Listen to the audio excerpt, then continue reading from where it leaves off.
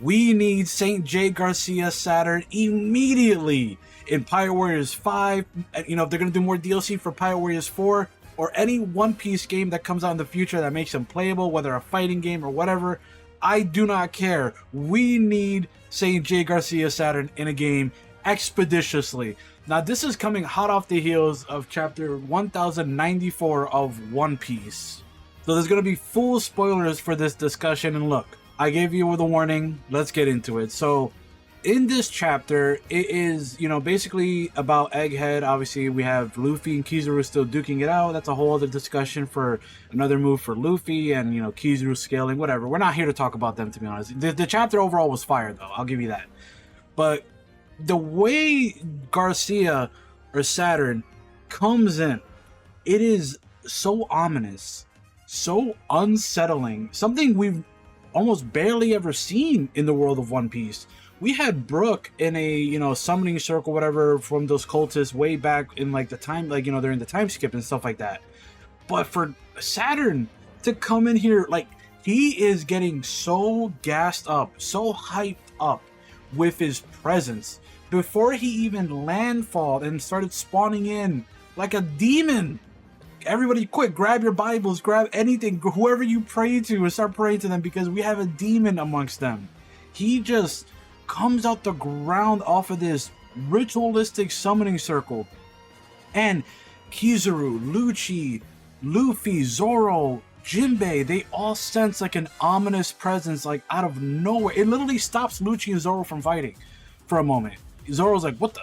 Like, it's insane how much hype he is getting, right? So the reason I even want him in Pirate Warriors is obviously we're going to talk about his awakening. We don't know what he could do in the awakening yet as of right now. We don't know how he rolls in his base form yet. I know it's like a lot of want, but we don't really have much to go on. I don't care. That's kind of how Pirate Warriors, they don't really care if a character is revealed in the anime or whatever. They just make characters out of kind of thin air, because Shanks has a whole moveset, Mihawk, like, you know, there are characters that don't really have a clear full moveset that Pirate Warriors or, you know, Koei Tecmo, whoever, they basically make an entire moveset based around that. But in this chapter, we have Garcia, and he like spawns in, and I'm assuming this is his hybrid form, not his full, you know, Zoan form. He's awakened. He has the sash all over him. I know basically everyone is theorizing that, or I mean, they didn't introduce the devil fruit. They usually do that for the character, but for this specific case, they didn't mention any devil fruit. But obviously, it's a mythical, assumed allegedly mythical Zoan type, right? And a lot of people are saying it's based on like Japanese folklore, which is the Ushioni or the Gyuki, I believe. Like, I think both terms mean the same like thing that I'm referring to. And that's, first of all, the official, like the actual image of like the painting of that looks horrifying. It looks really deformed and really disgusting. So I guess if they're gonna go with Japanese folklore, I guess it kind of fits, you know, all the Goro say to have something along those lines. I know people are saying that Imu is Umibozu, like this, like a deity of the sea or something like that, and Umibozu is like kind of like a really like basically like an asshole of the sea. And honestly, Imu is backwards for Umi, so, you know, probably put two and two together, but you know, that's allegedly anyway. And plus, Imu does look pretty huge in the manga when Sabo was getting, you know, pretty much, which, by the way, Sabo stocks are up. Sabo is actually like insanity for being able to escape the Gorosei and Imu there. If this is what one of them was like the way I'm envisioning his, like, let's get to the Pirate Warrior stuff.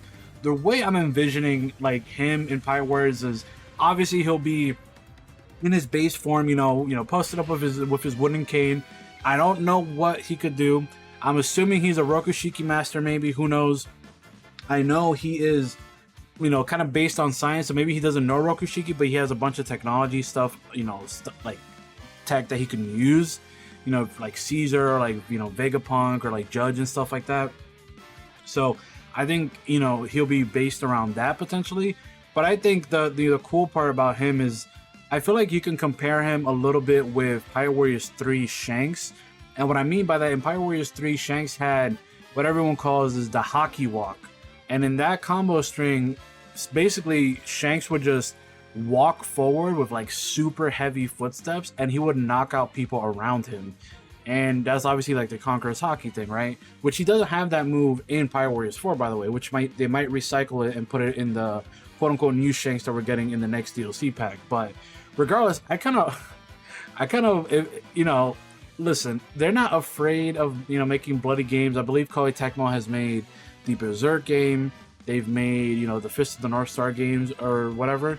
So, you know, it'll be pretty sick if the moment you transform into this Ushi Oni, whatever, Zoan type hybrid form, that like you're walking around and let's say you're fighting like anyone that's, I think they said Commodore or below in the Marines, or, you know, anything equivalent to that.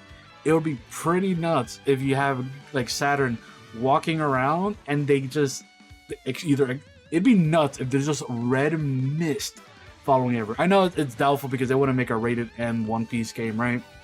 Even though a lot of fan service in there and, you know, they're skating by. But regardless, I think we need Saturn in a game expeditiously. I know it's probably just based off of hype, but if this is what it's like, the presence of just one Gorosei can do, imagine the other Gorosei and what they could do, right? So this is just a very terrifying looking form, spider legs.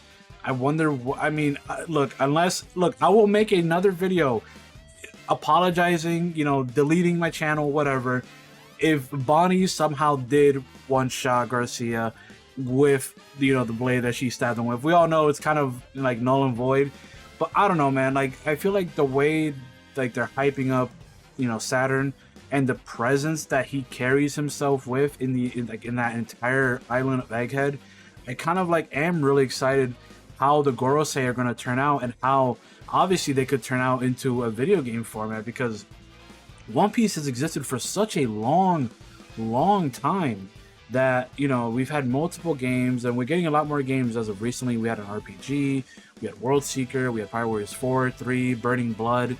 You know, I assume we're getting a Pirate Warriors 5 in the future, maybe after Egghead or whenever the anime gets to Egghead. Which in that case, if they do make another game after Egghead, then I feel like it's pretty much a shoo-in. We'll probably get a lot of versions of characters that'll be pretty hype, which is obviously like Saturn, obviously Jewelry Bonnie, which is not in Pirate Warriors 4 or hasn't been in any of the Pirate Warriors games, I believe. So it'd be pretty cool to see her get a proper moveset, you know, especially with the Egghead outfits as well for everyone. That'd be pretty cool.